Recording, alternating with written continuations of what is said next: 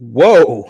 What is going on, everybody? What is going on, everybody? My name is JeffLightsyJr. here with the Black Boss channel and Victory Formation. Thank you guys for tuning in. Be sure to come in and hit that thumbs up button, hit that like button, hit that share button, and that subscribe button because we have a lot to talk about today. This is an impromptu live. I didn't plan this. This is something that we just had to come on here and talk about because Brian Flores, the former head coach of the Miami Dolphins, is suing the NFL, the Dolphins, the Giants, and the Broncos for racism. Yes, Brian Flores, the black man, is suing all of these billionaire companies, billion-dollar companies, multi-billion-dollar companies. He's suing all of them for alleged racism. We are going to talk about that right after the bumpers. Whew, stay tuned.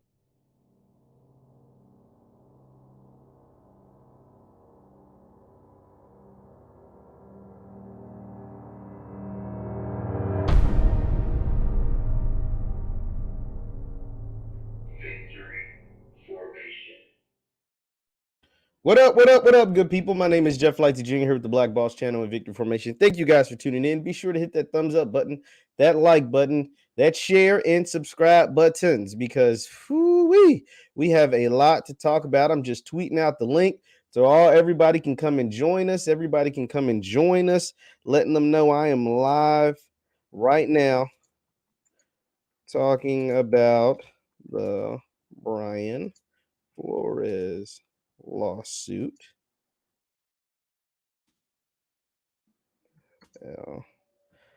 Brian.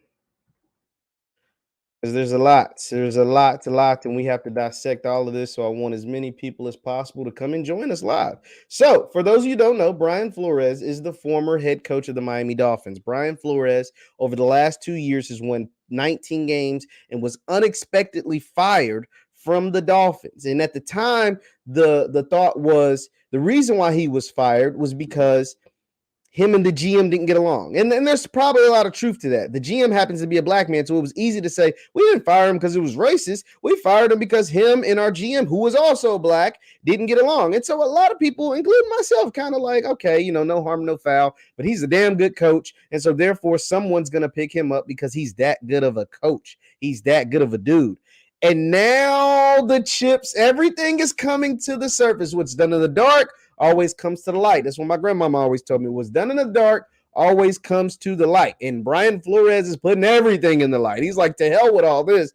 To hell with you guys trying to make me look like a bozo. To hell with you guys trying to make me look like a bad guy. To hell with you guys trying to make me look like I'm incompetent or I don't know what I'm talking about. And there is a lot of chips. When we talking about let the chips fall where they may, there is a lot of chips that are falling in this lawsuit because he filed this lawsuit up in New York. As we know, the NFL headquarters is up in New York. So I am going to read to you a little bit then I'm going to pull some tweets because you guys know how I get down. I read a little bit, we pull tweets, we pull everything, and we get all the evidence, and then we come to our own conclusion. You come to your conclusion, I come to mine. I'll just tell you what mine is. But first, let's read the article from Adam Schefter because I want to say Adam Schefter, who everybody hated because he spoiled the Brady thing. Adam Schefter, I think, broke this story. It says, fired. That's a hell of a way to start this article. Fired Miami Dolphins coach Brian Flores sued the NFL and 3 of its teams Tuesday, saying racist hiring practices by the league have left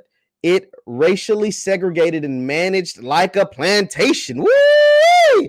Those are some big words, Mr. Flores. The lawsuit filed in Manhattan federal court sought class action status and unspecified damages from the league, the Dolphins, the Broncos, and the New York Giants, along with an unidentified individuals. Flores was fired last month by Miami after leading the Dolphins to a 24-25 record over 3 years. They went 9-8 in their second straight winning season, but failed to make the playoffs during his tenure. A message sent to the NFL for comment was not immediately returned. This is a statement from Flores. It says, quote, God has gifted me with a special talent to coach the game of football, but the need for change is bigger than my personal goals, Flores said in a release put out by the law firm representing him in the case. Quote, I'm in making the decision to file the class action complaint today. I understand that I may be risking coaching the game that I love, and that has done so much for me and my family. Well, let me stop it right there. You ain't risking it. It's over. Brian Flores will never coach in the NFL ever again. So just anytime you think about taking on a multi-billion-dollar company, not just one, but 4 of them, 3 teams in the league, just know your career in that field is over. So let me just for the forefront. Now we have multiple examples, i.e. Colin Kaepernick. Next, see Brian Flores. He will never coach in the NFL again. But let's continue on. It says, my sincere hope is that by standing up against systemic racism in the NFL, others will join me to ensure the positive changes made for generations to come. I get a little excited, so I got to take some water. It says the lawsuit alleged that the league has discriminated against Flores and other black coaches for racial reasons. Well, let me stop right here again. This isn't nothing new. This didn't start with Brian Flores. It won't end with Brian Flores. When you have a league full of billionaire white dudes that only hire the black dudes to play the game, of course, they're going to discriminate against the black dudes when they want to rise up besides just be the player. But let's continue on. Denying them positions as head coaches, also a fact. Offensive coordinator and defensive coordinators and quarterbacks coaches, also facts, as well as general manager. Once again, another what? Fact. So these are all facts. Can be proven throughout the history of the league. But let's continue on. Quote, in certain critical ways, the NFL is racially segregated and is managed much like a plantation. Whee! Folks like Dr. Boyce and others have been telling you stuff like this for years. I don't know why it took for a fired head coach to tell you this, but this ain't nothing new. Let's continue on. The lawsuit says it's 32 owners, none of whom are black, profit substantially from the labor of NFL players, 70% of whom are black. The owners watch the games from atop the NFL stadiums in their luxury boxes while their majority black workforce put their bodies on the line every Sunday, taking vicious hits and suffering debilitating injuries. Ooh, I can't talk. To their bodies, in their brains, while the NFL and its owners reap billions of dollars. Well, guys, that ain't nothing new. Let's continue on. It's the first time I'm reading this too. I'm reading this with you guys, but I have the tweets and the facts. Let's go ahead and pull some of those tweets because this is getting boring because this ain't telling me nothing we don't already know. So Flores is saying they run the NFL like a plantation. That ain't nothing new.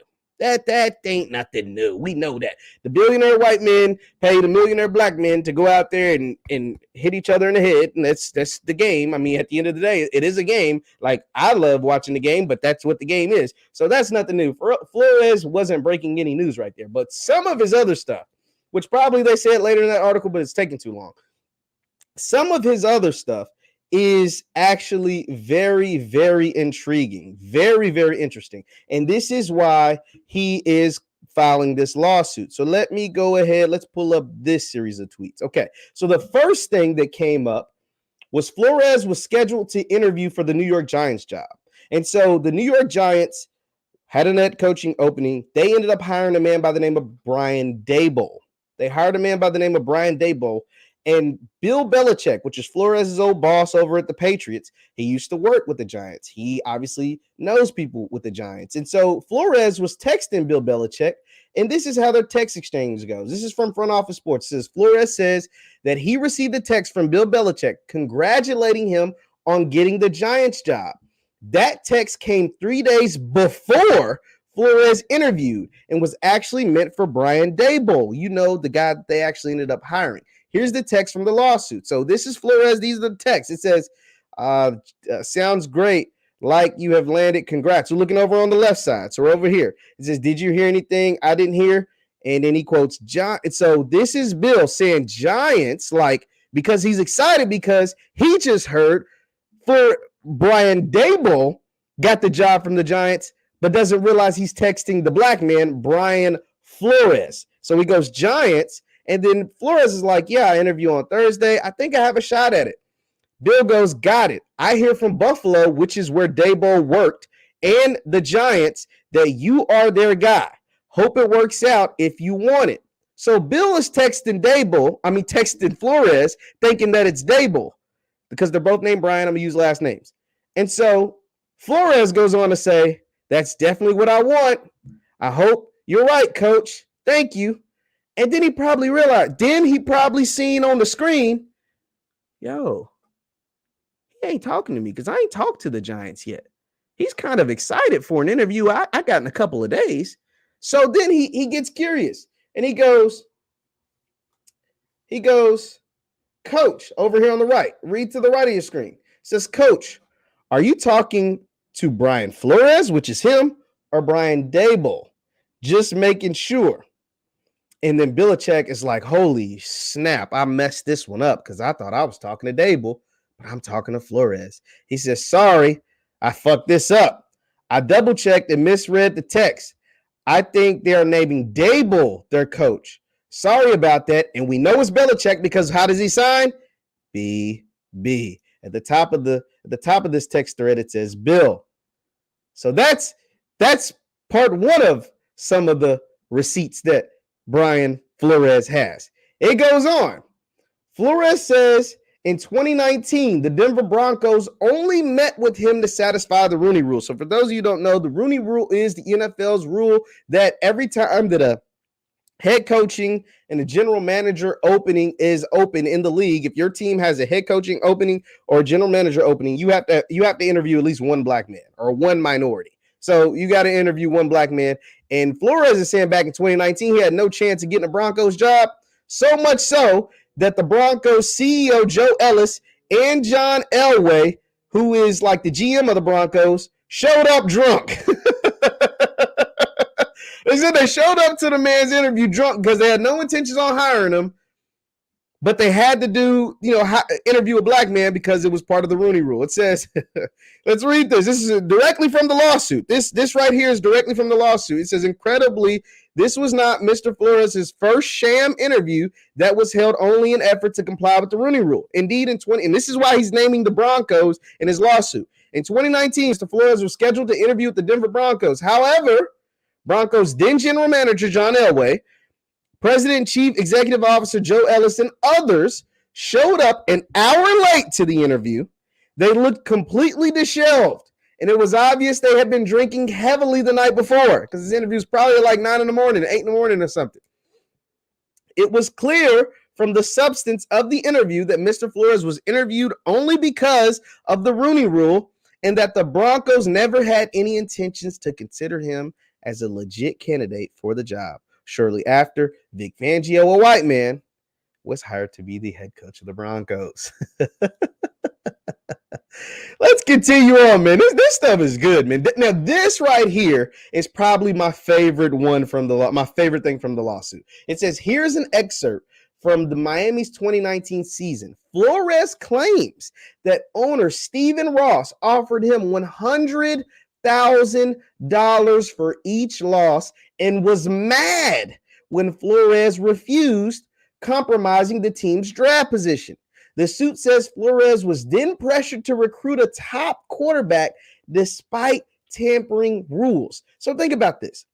In the NFL, you get money, or teams are supposed to get money for being good. You get money for being a good team. You get money for excelling. And coaches get praise and accolades and money and go down as legend status for winning games. But the Dolphins owner thought his team was supposed to be bad. The Dolphins owner wanted to tank to get a better draft position. The Dolphins owner had no intentions on his team being any good. And so he said, hey, man, I get it. You're going to take a backlash. We start losing. But I want to start losing on purpose because I want to get that good draft pick, because I want a higher spot in the draft. And I want it so bad that I'm willing to give you $100,000 every time you lose. So don't worry about the backlash. You're going to rake in them checks. So that means if you lose 10 games, that's $1 million. If you lose 12 games, that's $1.2 million. And Flores was like, nah, dog. Nah, man. I'm good on that. Let's read some more from this deposition. Might not read all of it. Let's see. Let's read the first part, the top part. It says, oh, shoot. It says, dang, come on. I just want to zoom in a little bit. There we go. I don't know why it wants. It says, the basis for his termination was poor collaboration. In reality, The writing had been on the wall for Mr. Flores since Mr. Flores' first season as the head coach of the Dolphins. When he refused his owner's directive to tank for the first pick in the draft, indeed, during the 2019 season, Miami's owner, Stephen Ross, told Mr. Flores that he would pay him $100,000 for every loss. And the team's general manager, Chris Greal, told Flores that Steve, which is Stephen Ross, was mad that Flores' success in winning games that year was, quote, compromising the team's draft position. So you got to remember, guys, remember this. Flores got fired this year because the team will say, hey, he didn't do his job good enough. We didn't make the playoffs in his 3 years he was here, albeit we went 4-2 against the Patriots, which is like the best team ever, right? Went 4-2 against them. That includes while Brady was there, by the way, too. We went 4-2 against them. We had a winning record each of the last 2 years, even though we tried to tank and we had a quarterback that was hurt half the year.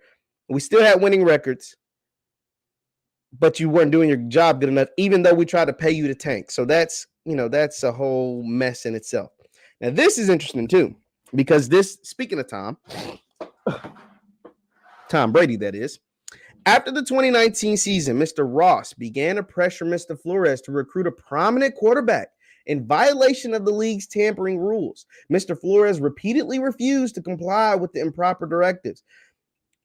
Undeterred, the winter of 2020, Mr. Ross invited Mr. Flores onto a yacht for lunch. Shortly after he arrived, Mr. Ross told Mr. Flores that the prominent quarterback was, quote, conveniently arriving at the marina. Obviously, Mr. Ross had attempted to set this up purposely, impromptu meeting between Mr. Flores and the prominent quarterback. Mr. Flores refused the meeting and left the yacht immediately. After the incident, Mr. Flores was treated with disdain and held out as someone who was non-compliant and difficult to work with. See, this is how the NFL gets to spin in the media, because I heard that too. It says from that point forward, Mr. Flores was ostracized and ultimately he was fired. He was subsequently defamed throughout the media and the league, as he was labeled by the Dolphins brass as someone who was difficult to work with. This is reflective of, so yeah. If you guys are guessing who that prominent quarterback was, it was Tom Brady. It was Tom Brady, because think about it. Why would besides Flores being the head coach of the Miami Dolphins, why would Stephen Ross want Brian Flores so badly to try to convince this quarterback? It's because Brian Flores came from where? He came from New England. And in New England, who is God of New England? Tom Brady. 6 Super Bowls up in New England, Tom Brady. So he tried to get Flores, who knows Brady, to recruit Tom Brady. That's why he was so pissed. That's why he was so mad that Flores wouldn't stay on the yacht and talk to him, because they actually know each other.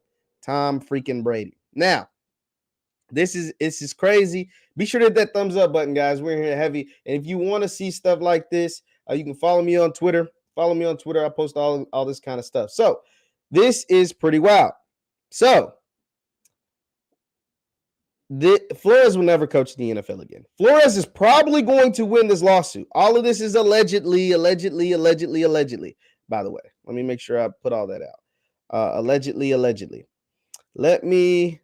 Flores is probably, with all these receipts, he's probably going to win his lawsuit. And here's the statement from the Giants. So here's the Giants statement on why they didn't hire me. I don't know if you guys even care about this, but this is a statement from the Giants. The Giants says, "We are pleased and confident with the process that resulted in the hiring of Brian Daboll. We interviewed an impressive and diverse group of candidates. The fact of the matter is, Brian Flores was in the conversation to be our head coach until the 11th hour." Sure he was. Even though you told Bill Belichick 2 or 3 days before that you were going to hire Daboll, but Flores was the guy that it was up to the 11th hour. Sure, whatever. Anyway, ultimately, we hired the individual we felt was most qualified to be our head coach. Now, I'm not knocking Brian Daboll. Brian Daboll might be a good head coach. Like Brian Daboll did wonders with Josh Allen. But don't sit there and lie and act like you didn't have Brian Daboll picked from the jump, which, I mean, hell, it's not a problem. But you getting caught up in this because you told Belichick, or somebody from your organization told Belichick, who accidentally told Flores. So here's how I see this going on. Here's how I see this going down. And I just gave you guys all the, everything that's come out so far. You can come up with your own conclusion. This is the conclusion I'm coming up with. So Flores is going to sue the NFL. He'll probably win. He probably will do a settlement. And so when you do settlements like Kaepernick and Eric Reed, when you do settlements, we never find out anything.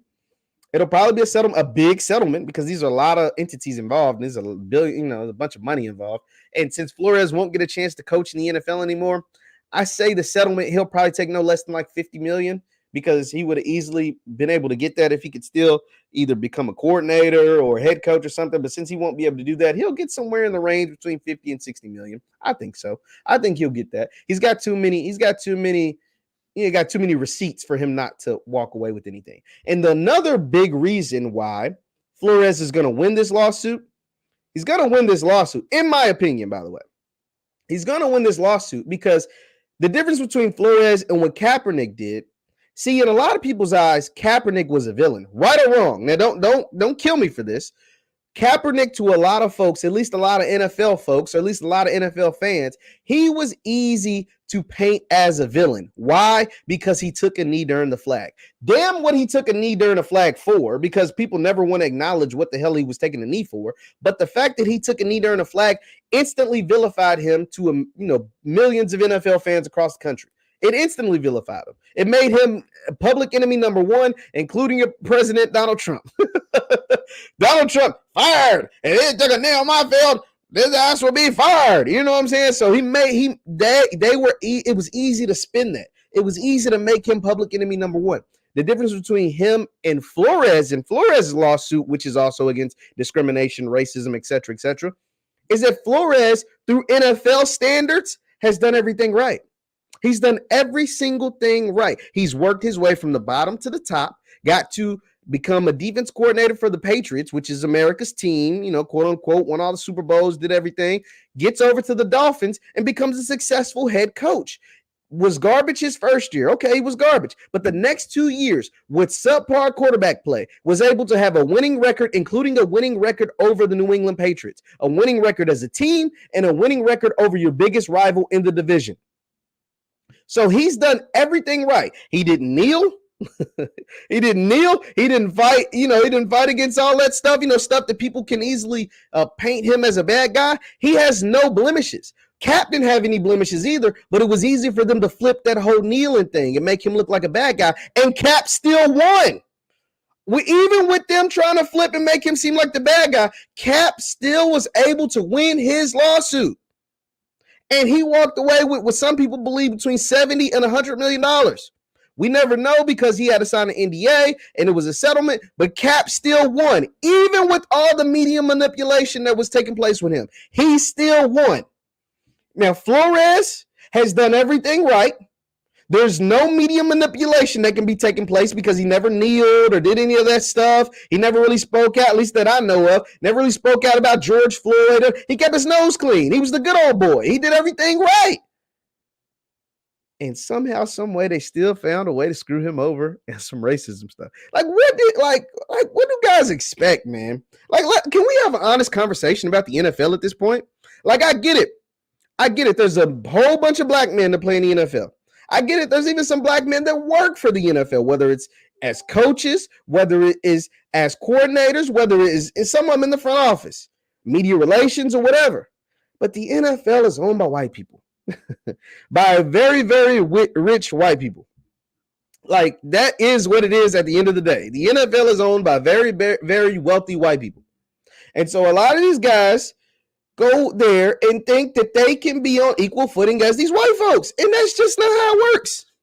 It's just not how it works. When these people own your product, they're going to treat you how they feel like they would, however they want.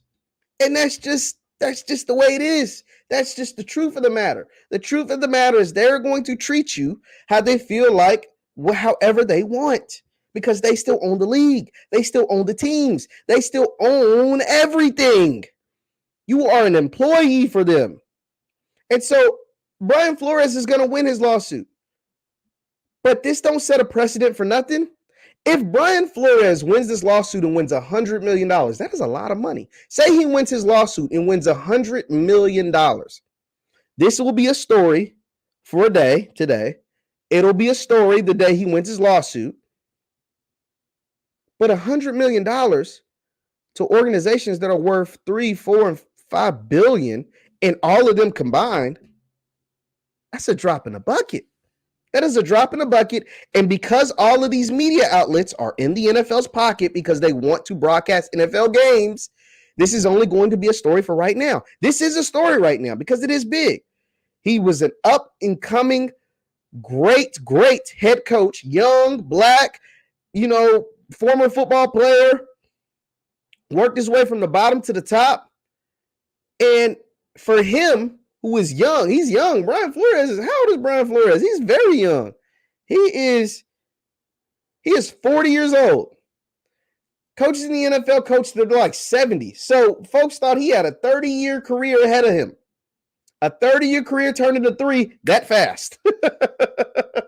It turned into 3 that freaking fast. But that's just how the game works. So, yeah, do I think he's going to win his lawsuit? Yeah. Do I think his situation is different from Kaepernick's? Yeah, but Kaepernick, even with all the vilification that took place with Colin, he still won his lawsuit. Like, he still won. Flores is going to win. But what is it going to do for the progression of black people? I don't think it's going to do anything. Because at the end of the day, it's their league. And when it's their league, it's their rules. Sorry, not sorry. I mean, it just is what it is. It just is what it is. And that's just how the cookie crumbles. So, let's see. Someone asked, hey, Jeff, what do you think is going to happen now for Flores and for the NFL? I'll just kind of explain it. Flores, I think, is going to win his lawsuit. I think the NFL may dish out $100 million. They might dish out $150 million to him. I don't know. They're going to dish out a pretty little penny because he's got receipts that, it was clear. It was clear these teams were only interviewing him because they had to fill their Rooney Rule obligations. But how far does it progress the NFL? I don't know. They probably put in racism in the back of their end zones again, put in racism on the back of folks' helmets and pretend like, and hold hands and sing Kumbaya. But it's not going to stop anything. These teams are worth billions of dollars. See, what people don't understand, I want to make sure you guys understand what takes place when regular folks, even regular millionaire folks, sue the NFL or sue NFL teams. Think about this. I talked about this before, but I want to reemphasize it because we got a nice amount of people in here right now.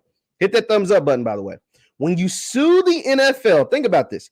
Even if you're $100 millionaire, even if you're worth $100 million or $200 million, Brian Flores ain't worth that. But even if he was, your $100 million is going against multiple multi-billion-dollar companies.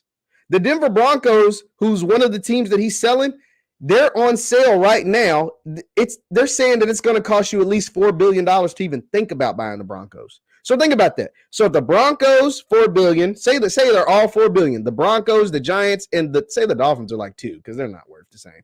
But so you're looking at $4, $8, $10 billion, just those 3 teams alone. Then you throw in the NFL. The NFL's it might be worth $100 billion if they was up for sale. So you're going against multiple multi-billion-dollar companies owned by billionaire people. These are billionaire owners who have billionaire owners type of lawyers who can extend these lawsuits for as long as possible. This will be years before Flores wins this case. They're going to keep getting delays because when you're an NFL team and an NFL owner, you got the judges in your pocket because the cities matter and elections matter, and these owners are big donors to some of these politicians. So you got politicians in your pocket because politicians always work to get teams to come to the cities, and the owners donate to the campaigns. So you got the politicians in your pocket, you got the judges in your pocket, you got the media in your pocket. The media ain't gonna talk too bad about the NFL. ESPN has a what? NFL contract. CBS has a what? NFL contract. Fox has an NFL contract. NBC, NFL contract. ESPN, Amazon, NFL contract. Amazon, NFL contract. So these folks aren't going to talk bad about the NFL when the NFL butters their biscuits, when the NFL pays their bills. And so think about that. You're working against all of that. When you sue the league, you're working against all of those factors. You have to be on your ultimate P's and Q's because you're working to get you're literally down. It's like playing a basketball game, going into starting the game down 100-0, maybe 200. You're starting the game, you're down 200-0. That's what it's like taking the NFL to court. And guess what? You might overcome that obstacle, but imagine if the basketball game was 10 years long. You don't declare a winner for 10 years, 5 years, or something like that. So you're down 200-0 to start with, and you're not going to see the end results for another 5 to possibly 10 years. That's what's taking place. That's what took place with Cap. That's what's taking place with Flores, or will take place with Flores. And in between that time, oh, by the way, you can't get another job in this. Oh, shit, you suing us. You think you better get another job here? Where you just dropped the lawsuit? You think you about to come work for one of our teams? Because all these dudes is clicked up. All these dudes is buddies. The owner of the Broncos is buddy with the owner of the Panthers, who's buddy with the owner of the Patriots, who's buddy with the owner of the Giants, their number one buddy is Roger Goodell, who works for all of them. And when you sue the NFL, you're suing him. So yeah, that's how this thing works. Yeah, so you know what I mean? Like it's gonna be interesting to watch. It's very, very interesting to see this happening. I didn't think this is what the first day of Black History Month would bring us. Brady retirement and Brian Flores suing the NFL. But it's going to be interesting. Do I think he'll win? Yeah, I think he'll win. He won't get, an answer for years. It'll be at least 4 years. There'll be it's 2022. Brian Flores won't get a dime for at least 4 years. At least 2026 before he even sees a dime. It could quite possibly be longer than that. But he won't see anything for at least 4 years. At least. Very minimum. And then on top of that, he won't ever get a job in the NFL again. That's gone. That's completely gone. And we'll see what happens. But Flores, Brian, I know some really, really good HBCU programs. I know of a few HBCU programs that you can come and help right now. To hell with the NFL. There's a couple of HBCU. I know a few. Hit me up. Here's my contact info. Brian, I know of a few HBCU programs. Hit me up on Twitter or on Instagram.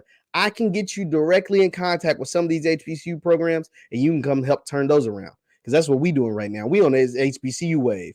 You know what I'm saying? We watching Coach Prime do what he do. Hugh Jackson do what he do. Eddie George do what he do. Willie Simmons do what he do. You know what I'm saying? We on this HB. Connell Maynard, Alabama A&M, do what he do. Hey, I can hook you up, Flores. But in all seriousness, Brian Flores, he's done in the NFL, but he's a damn good coach. And he's only 40 years old. So he's got 20 years at least of coaching ahead of him. I would love to see a college program, specifically an HBCU program, try to make this happen because his NFL career is done. Well, with all that said, once again, my name is JeffLightsyJr. at the Black Boss Channel. The Black Boss Channel, where you can find stories just like this. Hit that thumbs up button and subscribe to the Black Boss Channel. Thank you guys for tuning in so much. Thank you. Hit that thumbs up button and leave your comments down below. I'll respond to all the comments, and I will see you guys next time. Peace.